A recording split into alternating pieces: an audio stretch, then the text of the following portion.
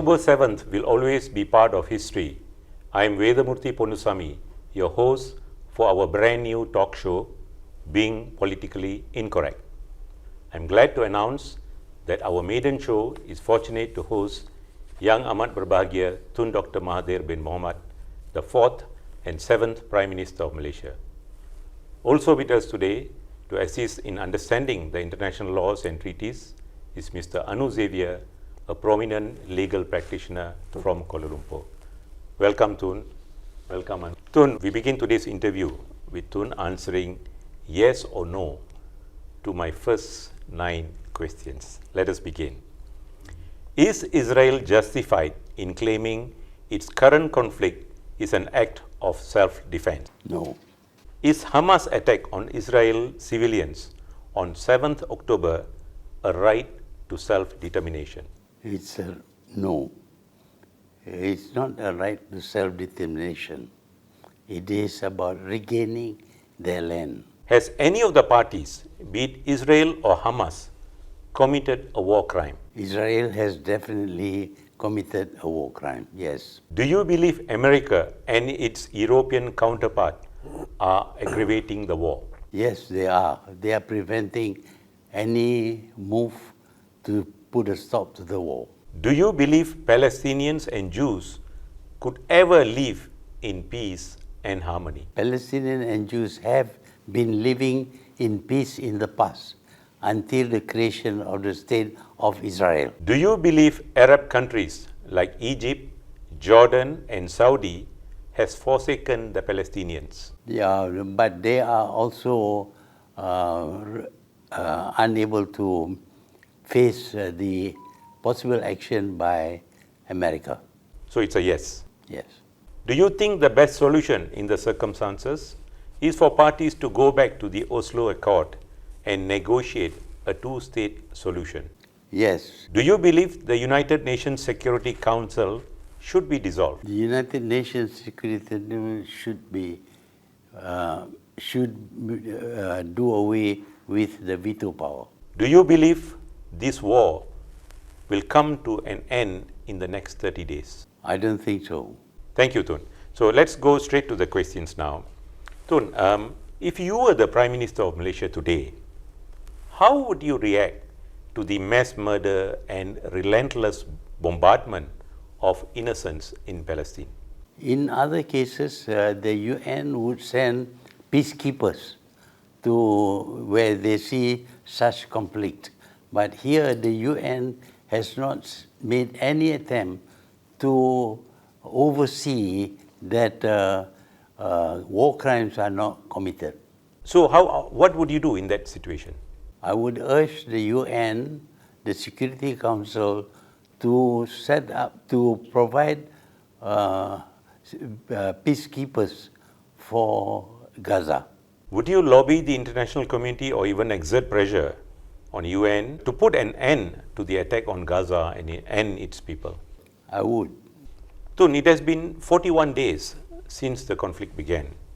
Death among Palestinians has reached more than 11,000, 40% of which are believed to be children.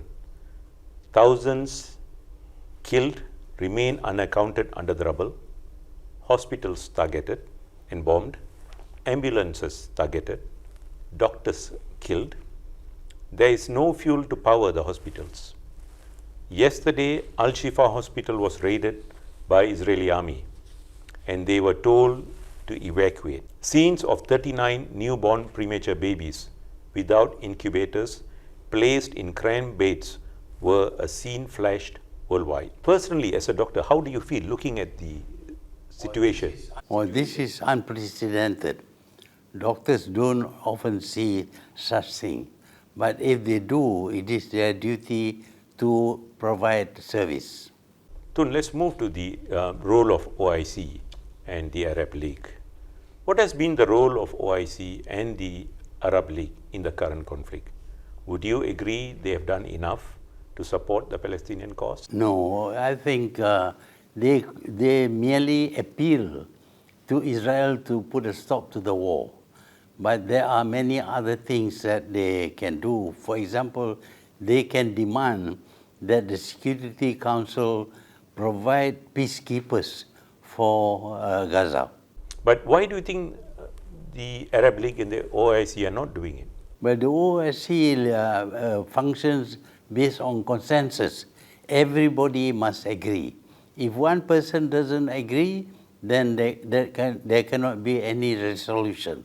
So what they have done is to agree to a very minimum approach to the problem, just to appeal for the Israelis to stop the war. An Al Jazeera journalist by the name of Hashim Ahil-Bara, in his article dated 11th November, said that without consensus among the OIC summit leaders, its outcomes are useless.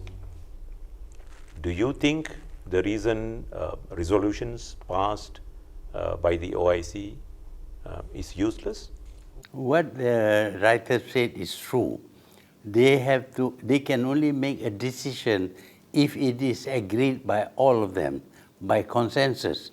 Since they cannot agree, they could agree only on a very simple resolution that is harmless, that could be supported by all of them. Tun, 4 Arab League countries, the 4 countries were not named, refused to endorse a stronger resolution at the summit to include prohibiting the use of US and other military bases in Arab countries, to supply Israel with weapons and ammunitions, freezing Arab diplomatic, economic, security and military relations with Israel, and threats to leverage oil and Arab economic capabilities to apply pressure and halt the ongoing aggression. Why do you think this is the case? Well, that is the problem with the OIC. They must all agree before any resolution can be made. And if 4 countries refuse, then the whole OIC cannot make a resolution. But they are all in unison in agreeing that the war has to stop.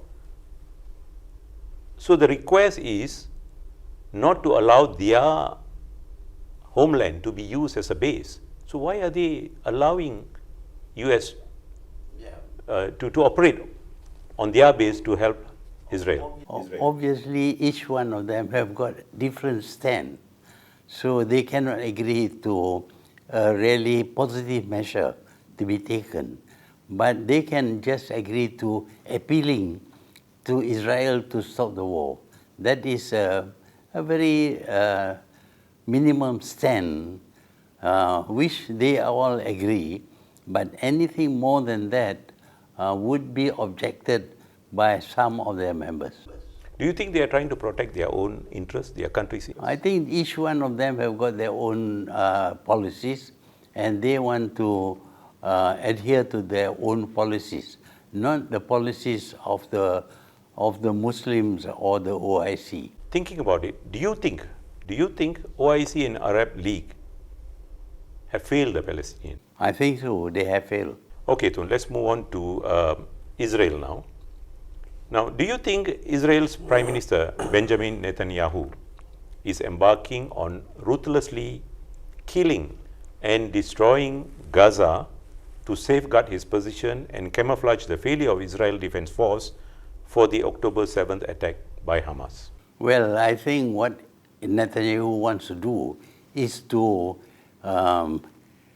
eliminate Hamas completely. In other words, he wants to commit genocide involving Hamas. But in the process, other people, non-Hamas people, ordinary civilians would be killed. And for him, that is just collateral damage. I ask this question, Tun, because there's also pressure on his part, on Netanyahu's part, that he has failed to protect the people of Israel. So could he be doing this overly to protect his political position? But the Israelis have been oppressing the Palestinians for 70 years. They have been killing the Palestinians. And what Hamas did was to turn the table and attack. And it is a struggle to regain Palestinian land.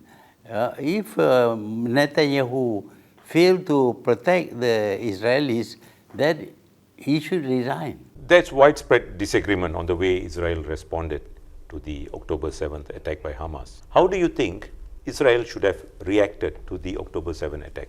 Well, Israel is entitled to protect itself, but protection should not be in the form of killing a huge number of Palestinians.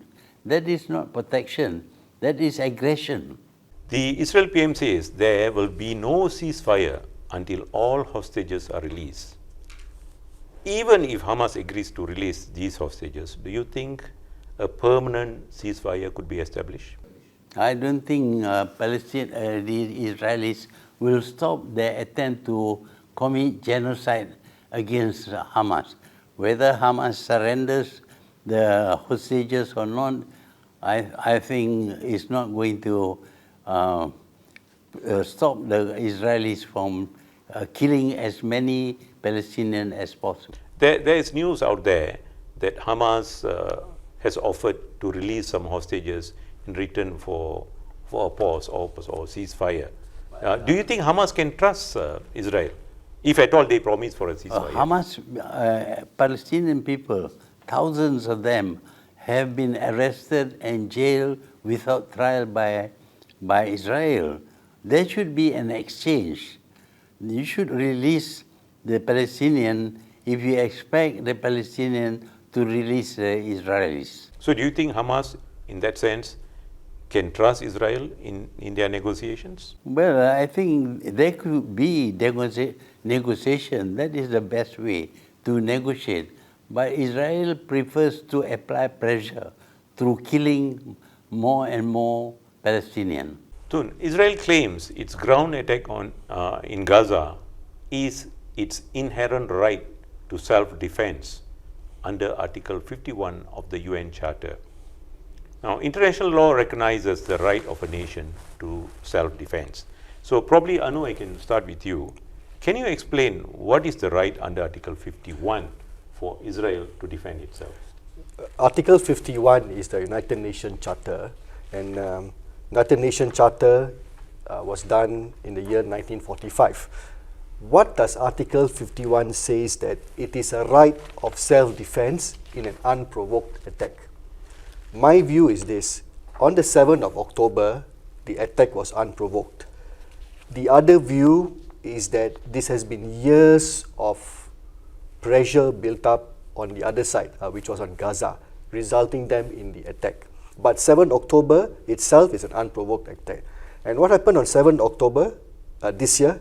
1,200 civilians and some of them of soldiers were killed. 240 were kidnapped. 54 Thai nationals, for example, were also kidnapped. 54 Thailand nationals were working there. 138 hostages, which involved 15 Argentinians, 12 Germans, 12 Americans, 6 French, 1 Sri Lankans, 2 Philippines.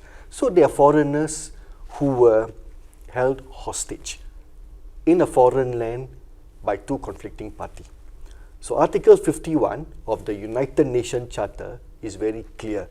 It gives the individual or the classes of people a right of self-defense. And I think that's what Israel did on the 7th of October. So Anu, are you saying Israel's action on Gaza is purely an action of self-defense? My answer to that is twofold. Number one, it is self-defense. But in acting self-defense, you cannot act so aggressively so as to also attack civilians, certain hospitals and places. In the first place, it was provoked because for 70 years, the Israelis have been killing Palestinians, jailing them, torturing them, and even preventing them from performing their prayers. That has been that was provocation. If in the past Hamas had not taken any action, it was because Hamas was incapable. But when Hamas felt that they were capable of of doing to Israel what Israel has done to the Palestinians, they took action. They took action. But for Israel to say that killing, invading and killing people of Gaza is a form of protection, self-protection, that is beyond what is considered to be self-defense. This is aggression on a scale that has exceeded the provocation, if it was a provocation. Tun, so are you trying to say that Israel has committed war crimes and crimes against humanity? Yes, Israel has definitely committed war crimes, including bombarding hospitals, schools, and generally killing Palestinians, innocent Palestinians. But they were saying they are going in to save hostages and to go after Hamas. Yeah, they went in, but what is the proof, or what is the evidence that Hamas has been hiding in the hospital? They have inspected the hospital. They didn't find any Hamas there. They didn't find any hostages there. But in the process of raiding the hospital, they have caused a lot of pain and suffering of the patients in the hospital.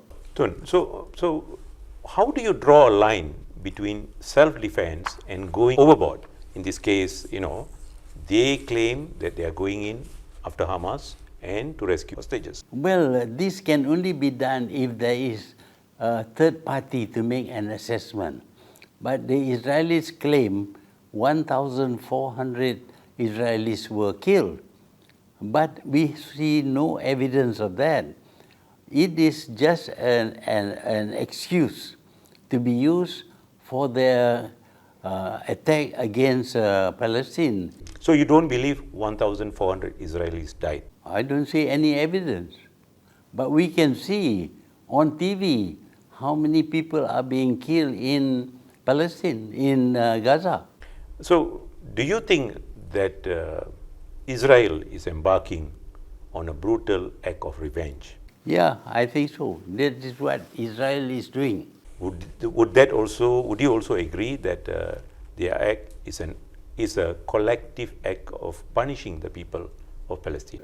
Yeah, it is something that is considered to be a war crime. It's not war, it's not fighting soldiers against soldiers. It is a lot of military, Israeli military people with terrible weapons, tanks and the like, killing people who are defenseless with no weapons. So this is not a war, it is genocide. So the UN said that Israel may be committing war crimes of collective punishment through its siege of Gaza territory. Amnesty International said it has documented unlawful Israeli attacks, including indiscriminate attacks which cause mass civilian casualties and must be investigated as war crimes. How do you view the statements by the UN and Amnesty International? Are they mere puppets of US and Israel, or are they genuinely powerless to deflect the real issue happening on the ground? There is some truth in what they say, but what we see on TV, or the disaster falling upon the Palestinian, is far beyond what is mentioned by these authorities. Anu, can I come back to you? Can you give us an explanation? What would be defined as war crime? Right. Now, we all know that even in war, there is law. There is certain procedure we have to do. I think all of us know that you cannot bomb places of worship, children's home, hospitals, and so on and so forth. But I'll go to that later. Now, war crime is found in what we call in the Rome Statute. that would also include crimes against humanity, genocide, and certain elements of war crime. In this case, what happened on 7 October, Israel has the right to self-defense. There is no doubt about that, or any country. But the level of aggression shown by Israel towards its neighbor, its multitude, or in bahasa Malaysia, 10 kali ganda or 20 kali ganda. I think that's where the serious issue is. So would you agree Israel has committed war crimes? I would answer both parties have committed war crime. Okay, we'll come to the I'll other come to parties. that in detail. Okay. I'll come to that in detail. Now, let's move on to Hamas. Would you agree that if the October 7th attack against Israeli civilians had not taken place, the world would have not been in trouble with the crisis it faces today? Well, the world has watched Israel oppressing the Palestinians for 70 years. It began with the creation of the State of Israel. Before the creation of the State of Israel, there was no Hamas. In fact, the Jews and the Arabs were living in Palestine without any violence, violent conflicts within them. It is the creation of the State of Israel without any referendum, without any study, just take Palestinian land and give to Israel. But that was by the United Nations itself, is it? Yeah, whether it is by the United Nations or whatever, because the fact is that even the United Nations, if they want to do something like that, they should have a referendum. We in Malaysia, when we decided to have Sabah and Sarawak join Malaysia, there was a Cobalt Commission. We found out whether they are agreeable or not agreeable. That is the normal thing to do. So you are saying the United Nations is the root cause of the current problem? Yeah, because at that time also, the United Nations was very much under the influence of European countries, because the people with veto powers are America and several European countries. So we'll come back to United Nations in a while.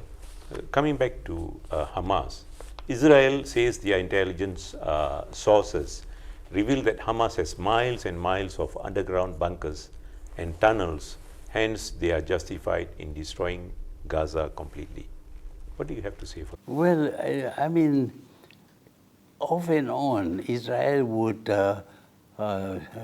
fire rockets into Gaza. And the people in Gaza are exposed to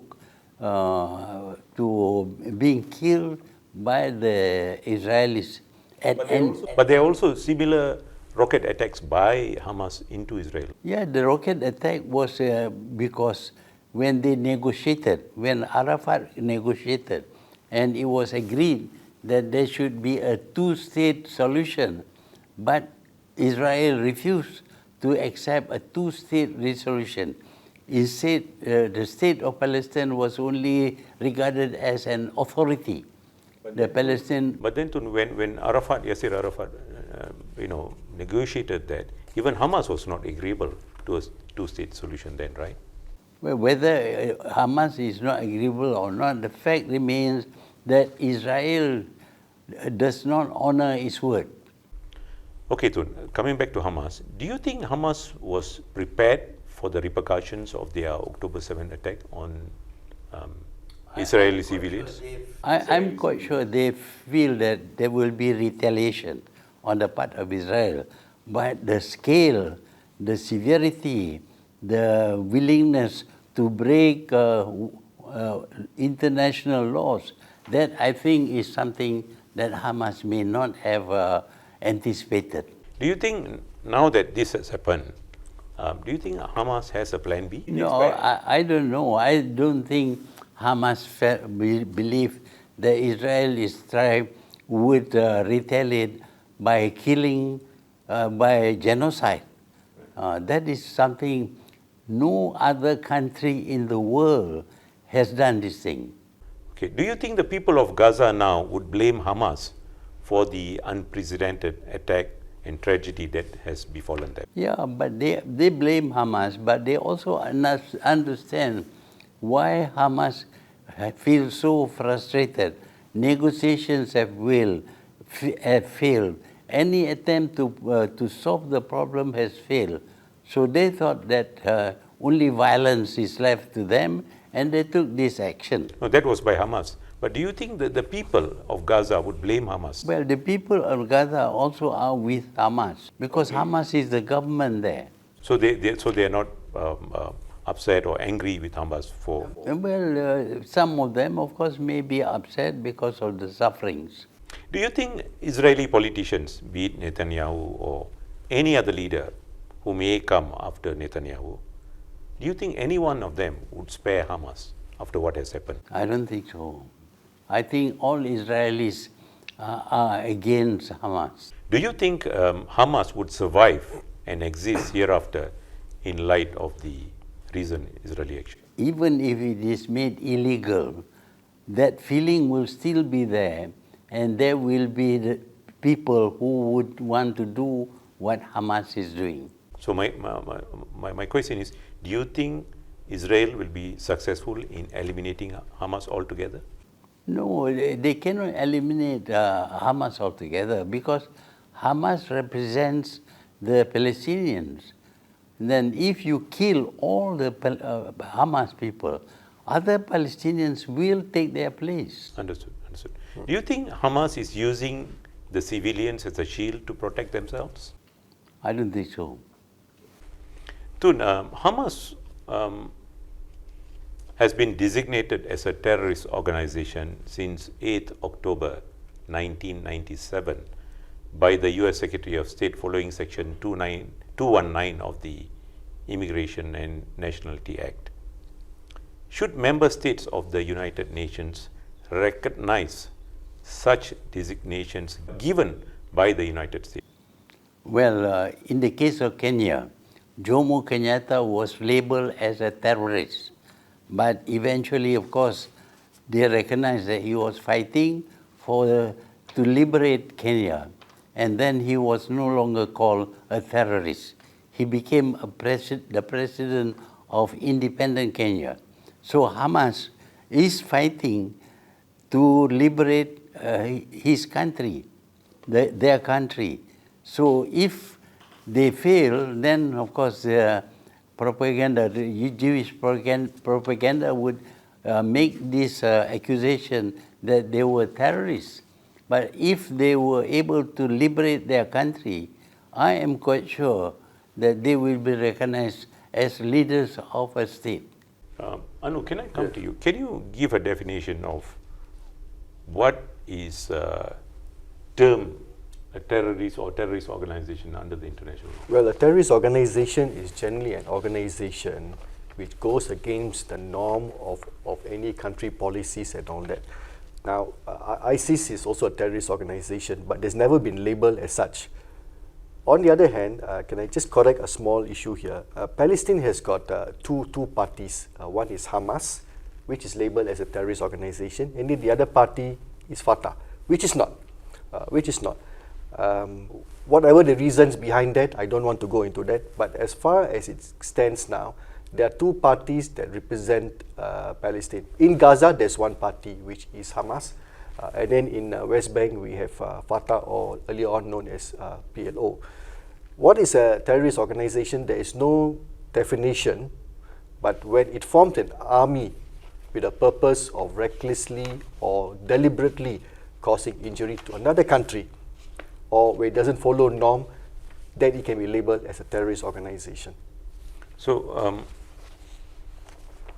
in the current case, Yes. Would you classify Hamas as a terrorist organization? Would you follow the US classification? Some say Hamas is like a freedom fighter. They're trying to liberate or free Palestine. Some say Hamas is terrorist. So it's a label given to Hamas. It's a label. Okay. Let me refer you to Anu and Tun as well. Okay. Two General Assembly Declaration, UN General Assembly Declaration. One in 1994, Resolution 49/60 says, terrorism includes criminal acts intended or calculated to provoke a state of terror in the general public, a group of persons or particular persons for political purposes. In 2004, Resolution 1566 says criminal acts including against civilians committed with the intent to cause death or serious bodily injury or taking of hostages with purposes to provoke a state of terror in the general public or a group of persons or particular persons, intimidate a population or compel a government or an international organization to do or abstain from doing any act. So basically, terrorism is defined as an act against the people. Yes. Had Hamas attacked the Israeli army, could they be absolved of the blame that they are terrorists? No, what they did was in desperation. They tried to negotiate, they failed. They tried other means, they failed. They went to Oslo, they tried to find some negotiated solution, but they failed.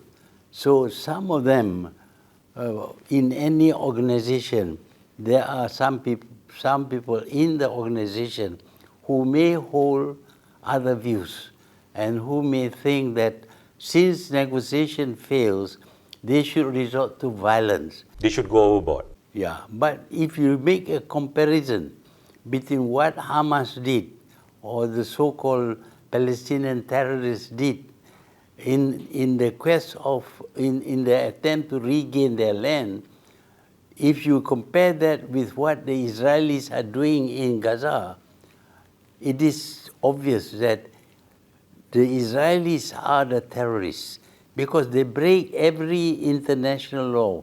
They bombed school, they rocketed hospital. Agreed. They killed children. All these things are acts of terror.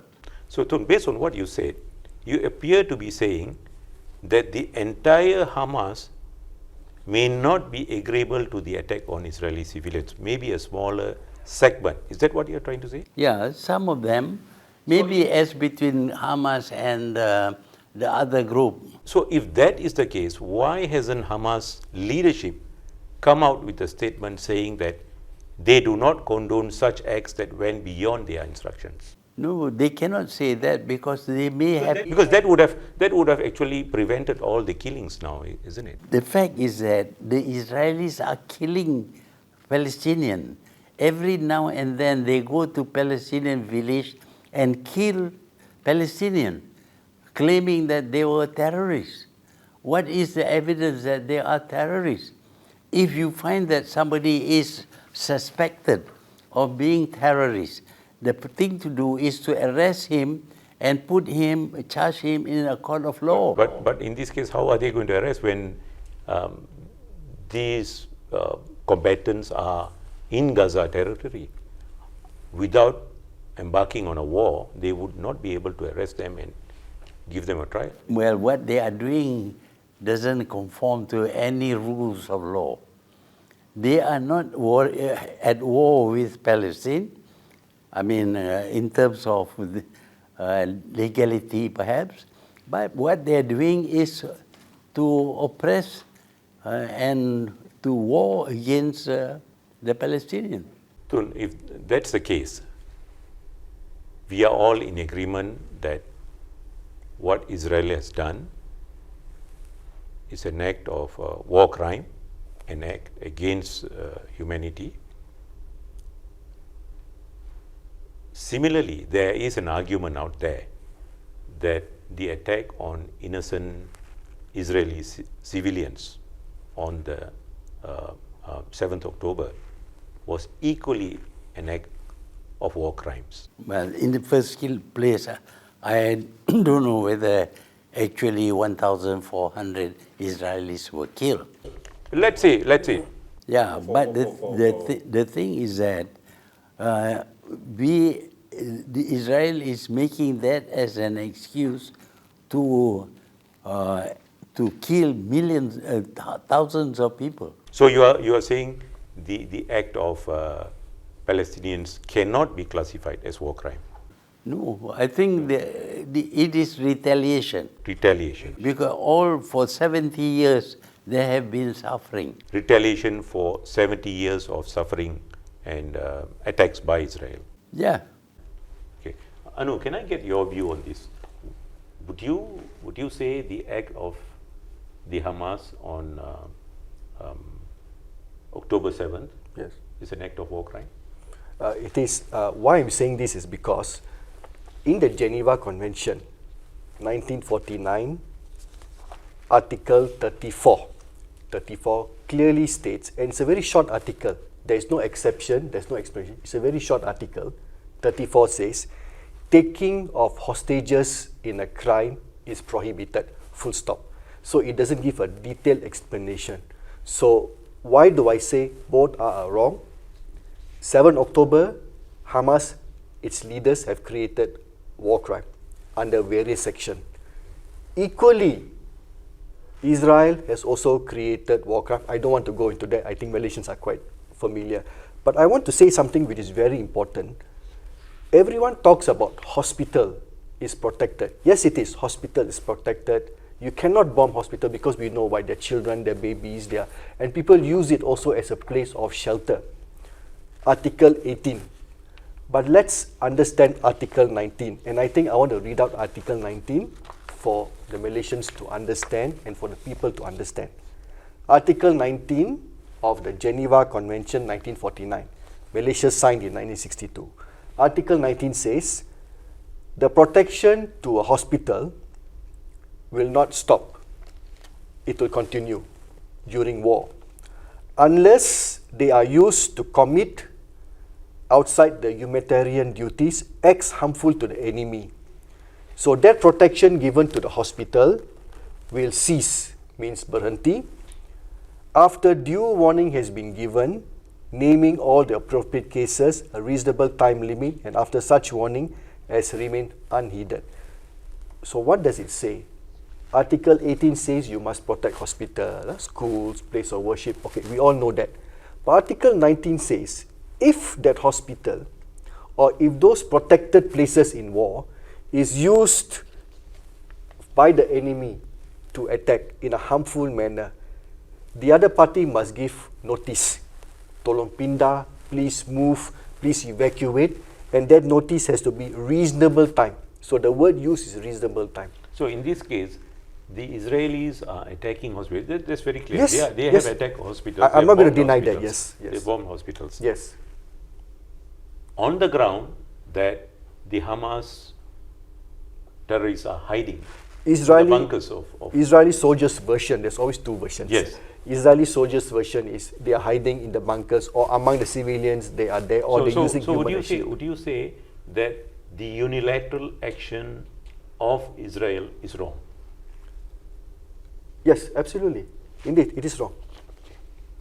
They must give reasonable notice to evacuate, and they must show credible evidence. Don't just buat andaian or make presumption. They must show credible evidence that there is underground, there is bunkers, there is hole, there is something there. Give reasonable notice for them to move.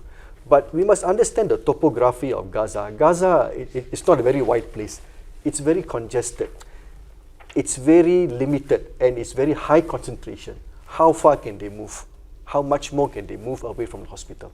Okay, very well. Tun, let's move to the Rome Statute and the International Criminal Court. The International Criminal Court prosecutor Karim A.A. Khan, King's Counsel, on 30th October, stood at the Rafah crossing unable to get into Gaza. He issued a statement, I quote, "There is no denying that any right-minded person would agree that beyond that crossing are innocent Palestinians, innocent children, boys and girls who should be at school, hoping to build a better future, hoping to cure the mistakes of this generation of leaders and our shortcomings. And instead, they are enduring unimaginable suffering." and the pictures we see can only be described as horrific and heartbreaking. That was the quote from ICC prosecutor. Do you think the International Criminal Court is reluctant to act on Palestine as opposed to its action in Ukraine war, where it issued a warrant of arrest against Russian President Vladimir Putin? Well, I think it is obvious that Netanyahu is the leader of a country that is committing a lot of war crimes. If they consider Putin as having committed war crimes, if they had taken action against Razik of Serbia and sentenced him for war crime, they should also do the same with Netanyahu. Do you think the ICC would actually conduct a war crime tribunal against Netanyahu? Well, the war crime should be set up by third parties. In the case of the Serbs and the last war, the court was set up by the victors. That is wrong. You see, so the war crime, the institution should be neutral, and they should act irrespective of whether the country is friendly or not friendly. They should just act on the act of breaking the law. So you are saying whether a person is a signatory to the Rome Statute or not, the ICC should act. They should act. Tun, the United States has firmly backed Israel in its war against Hamas and sent guided missile carriers and F-35 fighters, as well as other military equipments. According to the Time magazine, Congress is crafting an American aid package, roughly about $2 billion US dollars, as supplementary funding to support Israel's war against Hamas.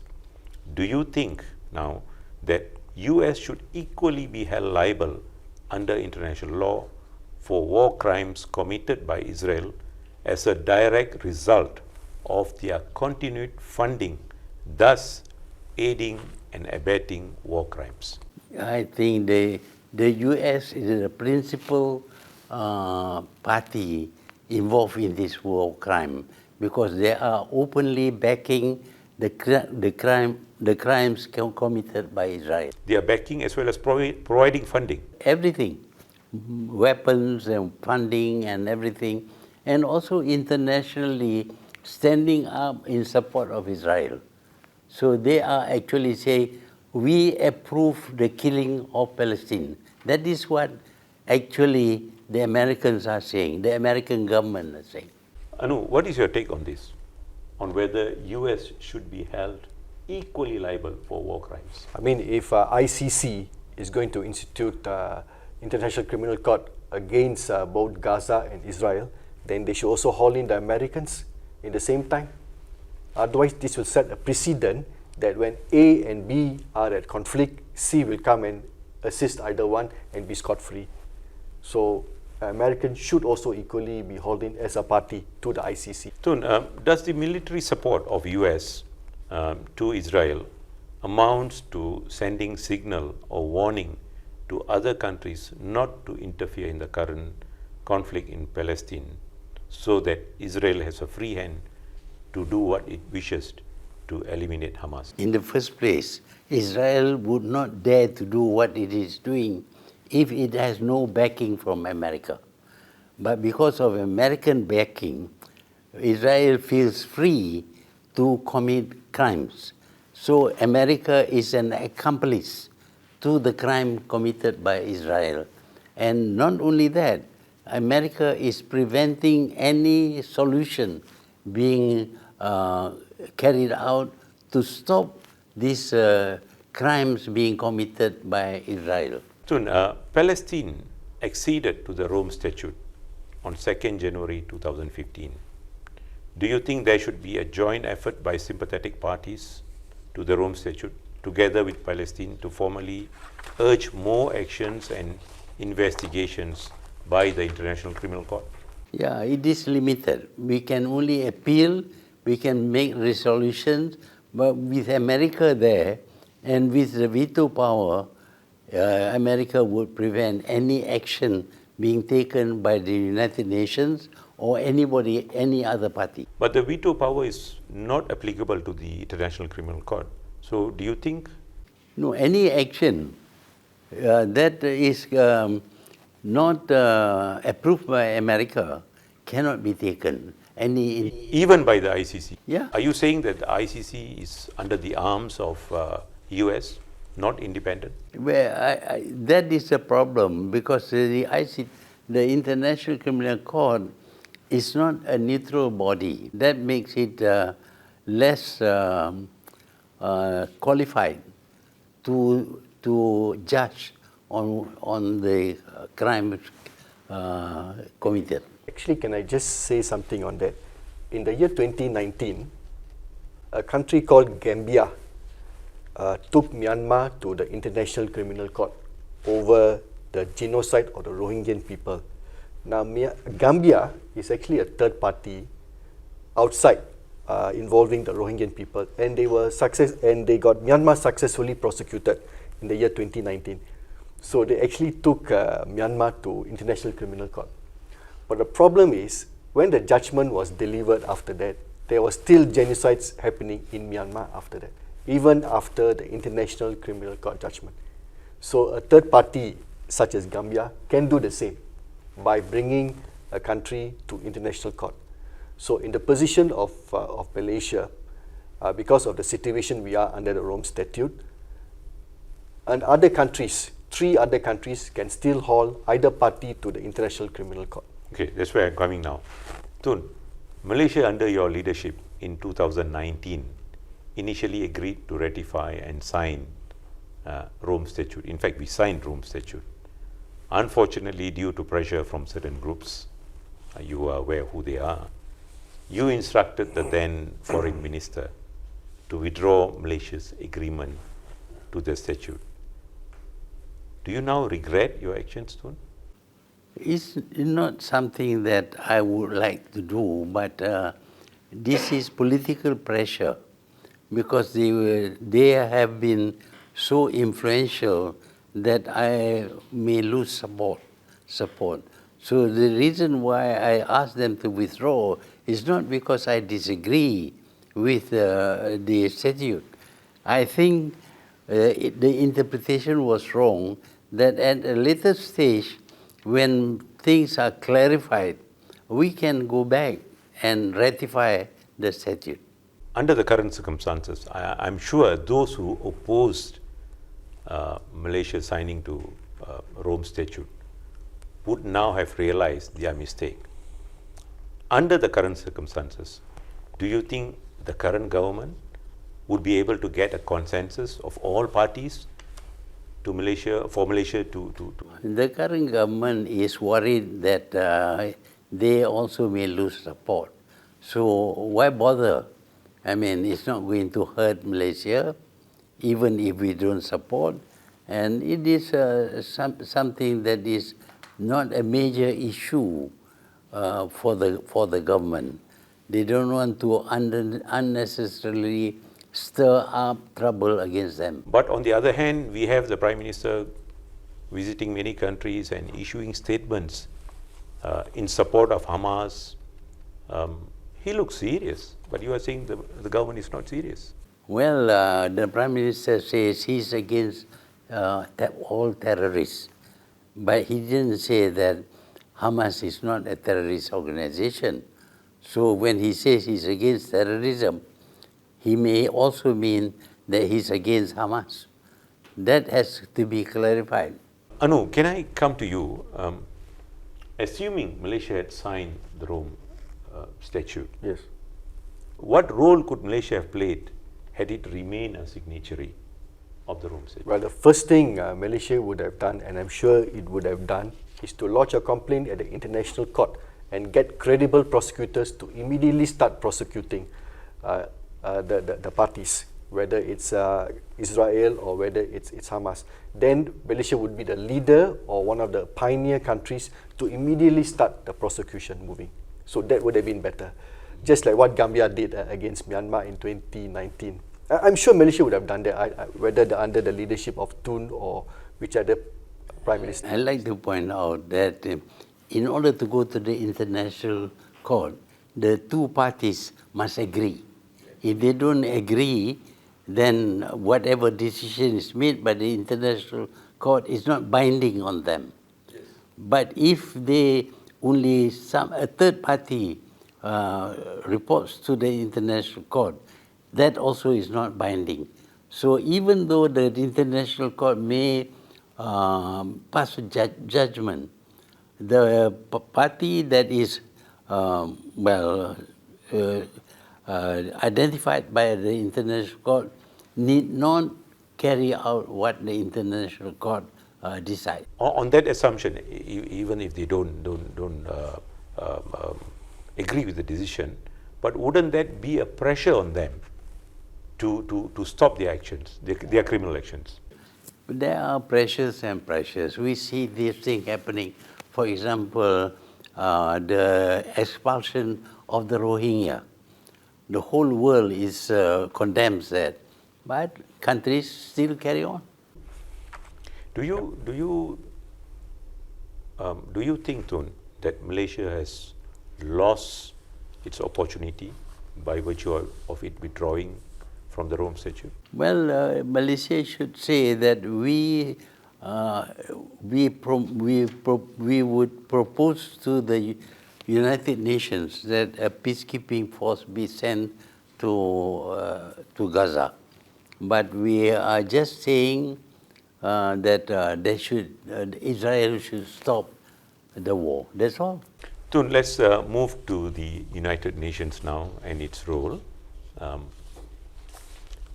You have been in the government for a very long period of time. You have addressed United Nations Assembly for many years. Now, Article 1 of the UN Charter states the purpose of the United Nations, and if I may just read out, Tun, to maintain international peace and security, and to that end, to take effective collective measures for the prevention and removal of threats to the peace and for the suppression of acts of aggression and or other breaches of the peace. Do you think UN has failed in its purpose and role? In the first place, the UN is not democratic. You give 5 countries the veto power, and these 5 countries, each one of them can deny the opinion or the views or resolution made by the General Assembly even. And recently, the General Assembly made a resolution supported by a majority, but the Security Council, by virtue of the veto, can just ignore what the General Assembly says. And therefore, this is not a majority decision. The UN is not a democratic organization. It is flawed. We should get rid of the UN or we should get rid of the veto. Between the two, getting rid of UN and getting rid of the veto power, which one would you prefer?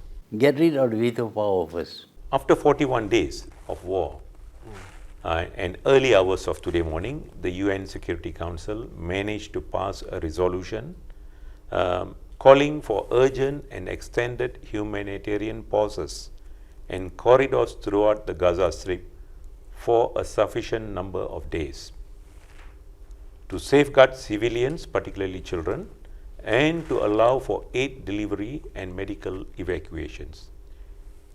And this resolution was after 4 previous failed attempts.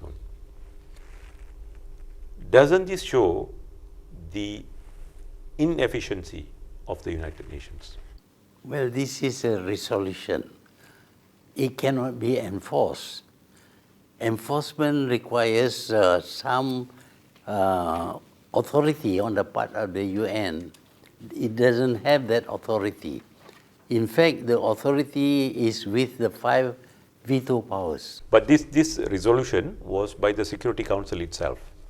of course, Yeah, certain countries abstained, that resulted in the passing of the resolution. yeah, but it is just a resolution. It is something that they cannot implement. Do you think, let me quote what the Israel ambassador to United Nations tweeted on X immediately after the resolution was passed. He said, the United Nations Security Council's resolution is disconnected from reality and is meaningless. Regardless of what the Council decides, Israel will continue acting according to international law, while the Hamas terrorists will not even read the resolutions at all, let alone abide by it. It is unfortunate that the Council continues to ignore, not condemn, or even mention the massacre of Hamas, the massacre that Hamas carried out on October 7th, and he goes on. Now, Security Council is the highest body, or rather the body authorized to implement certain resolutions. Now, immediately after the resolution was passed, of course with abstention from US, Britain, and I think Russia, we have the ambassador for Israel coming out with this statement. Now, obviously, I think by the looks like it, I think he's openly saying that it will continue acting according to international law. Well, they are saying they are acting according to international law now with whatever they are doing. So, do you think now that in light of the statement by the Israeli ambassador to United Nations, and in the event they prevent aid from going in, prevent evacuation, do you think the Security Council should send in troops, peacekeeping troops, into Gaza? Whatever it is, there should be positive action. If the UN is not prepared to send in troops, there should be some sanctions or some kind of punishment against Israel. But although the UN has passed this resolution, they have not spelled out what they want to do in order to get this resolution carried out by Israel. Very well, Tun. Can I now go to Chapter 5, Article 24 of the UN Charter states, to ensure prompt and effective action by United Nations, its members confer on the Security Council primary responsibility for the maintenance of international peace and security, and agree that in carrying out its duties under this responsibility, the Security Council acts on their behalf. So, under Article 24 of the UN Charter, the Security Council is actually supposed to carry out its primary responsibilities on behalf of the member states, but they are not doing it. They have done it in some African countries. We know that we ourselves have been able to send some troops under UN direction. That they can do provided the Security Council agrees. But in many cases, the Security Council cannot get an agreement from the 5 veto members. Even if one veto member refuses to agree to the resolution, nothing can be done. So the UN is very much under the control of the 5 veto powers. So it is not really a world organization. It is an organization subject to the wishes of 5 veto powers, simply because they won the war 70 years ago. For how long are they going to have the veto powers? For another 1,000 years? Because they won the war in the Second World War, therefore they are privileged? This is nonsense. This is not democratic at all. So, do you think the permanent members of the Security Council are the main hindrance to international peace? Yeah, I think they are the stumbling block. So they are acting against the very purpose of the creation of the United Nations. Yeah, well, actually, the United Nations is them, these 5 members. They can decide. Without the other members also, they can decide to send forces or not to send UN forces. Coming back to Malaysia, Tun, what is your opinion on our Prime Minister who claimed he was threatened by European MPs for supporting Hamas? I don't think he was threatened. Normally, when you make a statement against another country, that country has a right to ask you, even call up your ambassador and ask you, why are you doing this? Threatening means you put a gun to your head and say, if you don't do this, I will shoot you. That's a threat. But sending a letter, I receive letters, even from Netanyahu, from Yitzhak Rabin, I receive letters from them because they want to state their stand. And I reply to them. That is not threatening. You see, it's just giving their view and we give our view. That is not a threat at all. The PM also said that the Malaysian ambassador to US was called on 2 occasions and given a diplomatic note. Diplomatic note is a... Would you consider that as a threat? It's not a threat. Well, the Prime It Minister... happens every time. The Prime Minister, in his speech in Parliament, said that he said that was also part of the threat to Malaysia. No, nothing happened. Nothing happened. They just express their view of the stand that you have taken. During my time, we received a number of protests from other countries. That's not a threat. Okay, Tun. I may be digressing a bit, but I can't help but to bring up this matter now that we have spoken about Hamas and Israel. Strangely, Hamas and LTT of Sri Lanka was a designated terrorist organization on the same day. I think I gave you the date, I think 8th October 1997, I think. The people of Jaffna province exhausted all peaceful means decades ago, and their attempts were met with ruthless reaction from the Sri Lankan government then. Finally, a new generation came by and they took arms to exert their right to self-determination. The LTTE was designated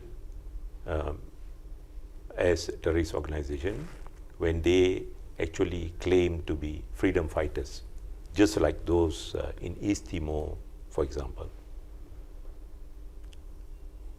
And Malaysia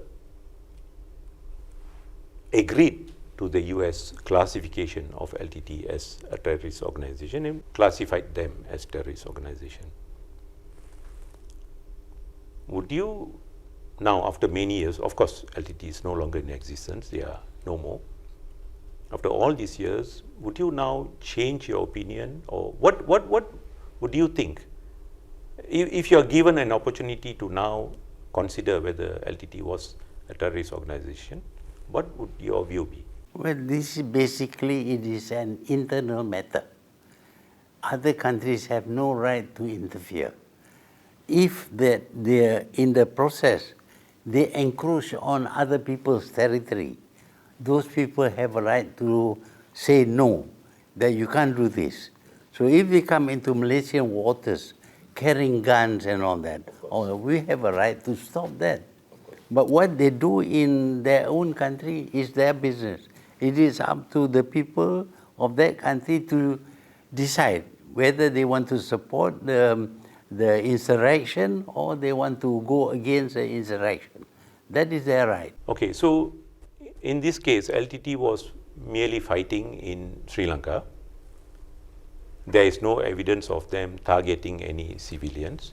It was purely between LTT and the government. They never interfered in Malaysia. Yet Malaysia classified them as terrorist organization. Do you think that is wrong?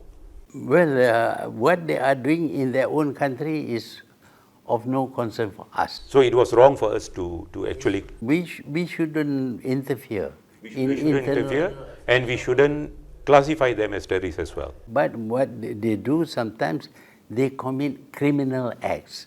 And criminal acts, countries have a right to ask other countries to take action against a criminal who may have tried to involve other countries. Then that is a different matter. Yeah, okay, but fine, Tun. But as what we know, there was no evidence of their activity in Malaysia. Yet during our time, I should say our time, under your leadership, some individuals in Malaysia were arrested long after LTT was dismantled, and even some members of State Assembly, I think 2 of them were also arrested. Do you think that was a wrong action by the Malaysian? That may be because the police have found something which is not, the public does not know about. Of course, the police have got their own rights to investigate, to make decisions. Some of their decisions may not be what the people expect, but we have given them the authority to make the decision. Right or wrong, they have the authority and they decide. We cannot say, no, not this one, but that one. That would be cutting the authority of the police. You rightly said earlier on that what they do, those freedom fighters do in their country is their business. But why then did our police arrest our locals who are not involved? Well, maybe they find that there is evidence of some involvement. But at that point of time, LTT was completely destroyed. There's nobody there or nobody anywhere, in any part of the world to claim that they are reviving That LTT. is the impression that you get. But in the government, the Prime Minister even has to abide by the advice of the police. If they consider that action must be taken, we cannot just say no because, he is our friend. Sure. But eventually, those charges against them were withdrawn. So does it mean they were not involved? Well, that may be so. Yang amat berbahagia Tun, I'm afraid that is all the time we have for today. It has been fascinating talking to you. I hope there would be another opportunity for us to speak to you on this subject matter, right from the historical perspective, right from the time of maybe the Ottoman Empire, the secret deal between the British and the Sharif, between the British and Sharif Hussein of Mecca in 1916, which eventually led probably to the Balfour Declaration. Yeah. Thank you very much, Tun, for joining me on Being Politically Incorrect. Thank you. Thank you. My pleasure. Thank you, Tun. My pleasure.